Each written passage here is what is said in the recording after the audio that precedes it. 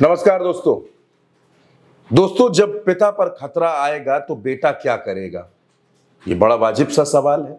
अगर किसी के पिता पर कोई खतरा आ जाए तो उसका बेटा क्या करेगा? जाहिर सा बात है कि बेटा कमान संभालेगा, आगे आएगा, चट्टान बनकर खड़ा हो जाएगा और अपने पिता पर आंच नहीं आने देगा। आप सोच रहे होंगे मैं ये बात क्यों कह रहा हूं? दरअसल दोस्तों, मैं एक राज्य की राजनीति के बारे में बात कर रहा हूं और एक नए प्रयोग के बारे में बात कर रहा हूं। नया प्रयोग क्या है? नया प्रयोग है बिहार की राजनीति में।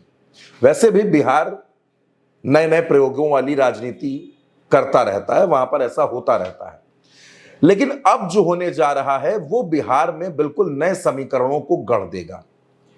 दोस्तों, नीतीश कुमार को आप जानते हैं, लंबे वक्त से बिहार के मुख्यमंत्री हैं, लेकिन नीतीश कुमार पिछले कुछ दिनों से जिस तरह के बयान दे रहे हैं और जिस तरह से नीतीश कुमार की गतिविधियां हैं, उसको देखकर ऐसा लगने लगा है कि नीतीश कुमार अस्वस्थ हैं। तमाम नेता भी इस बात पर इशारा कर रहे हैं कि नीतीश कुमार अस्वस्थ हो चुके हैं। कुछ नेता तो ऐसे हैं, जीतन राम मांझी और गिरिराज सिंह, जो नीतीश कुमार के लिए भारत रत्न की मांग कर रहे हैं, यानी एक तरह से नीतीश कुमार का रिटायरमेंट हो जाए। अब ऐसे में नीतीश कुमार के बेटे निशांत कुमार, अभी तक वो आध्यात्म से जुड़े रहे, पूजा पाठ से जुड़े रहे, राजनीतिक गलियारों में उनकी गतिविधियां, उनकी सक्रियता ना के बराबर है। अब आप इसका अंदाजा इसी बात से लगा लीजिए कि निशांत कुमार अभी तक जनता दल यूनाइटेड के प्राथमिक सदस्य भी नहीं है। 17 जनवरी को नीतीश कुमार के पिताजी की जयंती का कार्यक्रम था। उस कार्यक्रम में पहली बार निशांत कुमार नजर आए और पत्रकारों ने निशांत कुमार को रोक लिया, उनसे कुछ सवाल पूछने चाहे। ऐसी कोशिशें बिहार में पत्रकार पहले भी करते रहे हैं, लेकिन कामयाबी नहीं मिली। लेकिन पहली बार दोस्तों ये देखने को मिला, बिहार के तमाम पत्रकारों से जब इस खबर के बाद चर्चा हुई तो उन्होंने बताया कि पहली बार ऐसा हुआ कि निशांत कुमार खुद मीडिया के कैमरों के सामने आए और उन्होंने मीडिया के जरिए बिहार के लोगों से ये अपील भी कर दी कि उनके पिता नीतीश कुमार को एक बार फिर से मौका दिया जाए।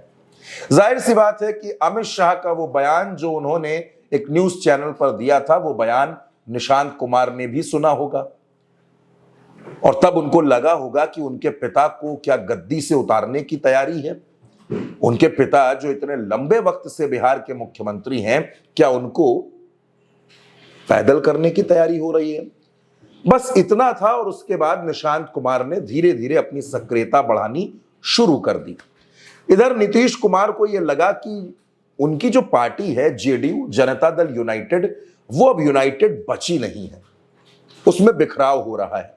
संजय झा का एक अलग गुट है, ललन सिंह का एक अलग गुट है, मनीष वर्मा अपनी राजनीति कर रहे हैं, जमा खान अपनी राजनीति कर रहे हैं और इन सब के बीच में नीतीश कुमार फंसे हुए हैं। तो वो कौन सा आदमी हो सकता है जो पूरी तरह से नीतीश की पार्टी को संभाल ले? दोस्तों, आज की तारीख में ललन सिंह नरेंद्र मोदी की सरकार में मंत्री हैं, संजय झा जेडीयू के कार्यकारी अध्यक्ष हैं, मनीष वर्मा महासचिव हैं।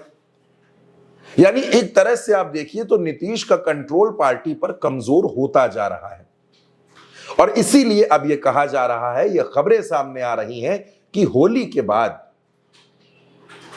के बाद नीतीश कुमार के बेटे निशांत कुमार की ऑफिशियल पॉलिटिकल लॉन्चिंग हो सकती है।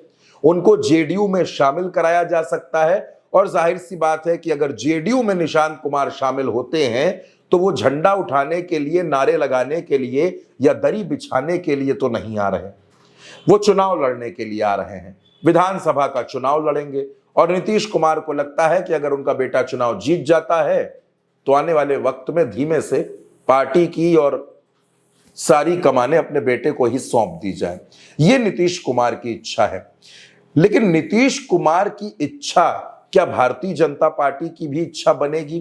क्या भारतीय जनता पार्टी नीतीश कुमार की इच्छाओं का सम्मान कर पाएगी? यह भी एक अहम पहलू है। और दूसरी बात दोस्तों, निशांत कुमार पॉलिटिकली एक्टिव नहीं रहे, राजनीतिक तौर पर बड़े अपरिपक्व हैं। नीतीश कुमार सियासत के मंझे हुए खिलाड़ी हैं।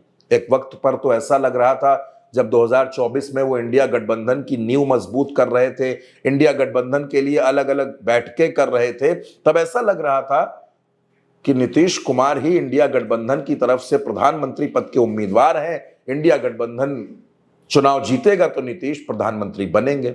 लेकिन ऐन मौके पर नीतीश कुमार झटका देते हैं, 2024 के जनवरी महीने में पलट जाते हैं, तेजस्वी का साथ छोड़ते हैं और भारतीय जनता पार्टी के साथ खड़े हो जाते हैं।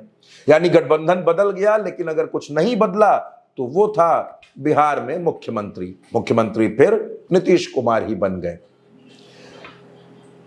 अभी तक तो सब कुछ ठीक चला, लेकिन लोकसभा चुनाव के बाद जैसे ही प्रधानमंत्री नरेंद्र मोदी की सरकार बैसाखियों पर आ गई, नीतीश और नायडू के सहारे चलने लगी, तब से नीतीश कुमार की नाराजगी बढ़ती जा रही है।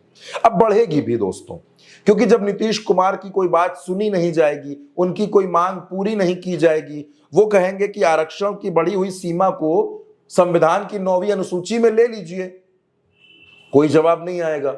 विशेष राज्य का दर्जा मांगेंगे, कोई जवाब नहीं आएगा।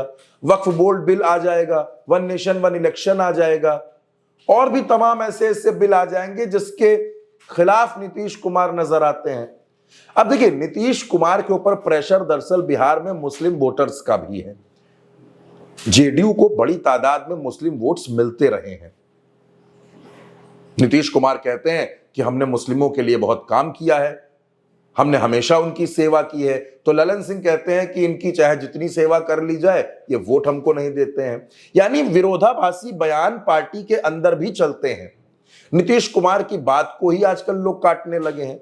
नीतीश के बनाए हुए नेता आजकल उन्हीं की बातों से इत्तेफाक नहीं रखते। यानी जो जेडीयू के सर्वोच्च नेता हैं, सर्वमान्य नेता हैं नीतीश कुमार, अब वो अपनी पार्टी में अलग थलग है। और जब वो अलग थलग है तो उनको लगने लगा है कि अब अपने बेटे को आगे किए बिना जेडीयू को बचाया नहीं जा सकता। और इसीलिए निशांत कुमार की पॉलिटिकल लॉन्चिंग की खबरें हर किसी के सामने आ गई हैं। तो क्या निशांत कुमार ही नीतीश कुमार के राजनीतिक उत्तराधिकारी हैं? निशांत कुमार हर उस सपने को पूरा कर पाएंगे जो नीतीश कुमार देख रहे हैं? अब इसको जानने के लिए दोस्तों आपको और हमको दोनों को इंतजार करना पड़ेगा। लेकिन उल्टा चश्मा यूसी पर हर खबर सबसे पहले आएगी और हम हर खबर का विश्लेषण आपको बताएंगे। इस खबर के बारे में आप जो कुछ भी कहना चाहें नीचे कमेंट बॉक्स में अपनी राय दीजिए, चैनल को सब्सक्राइब कीजिए और सच को मजबूत कीजिए।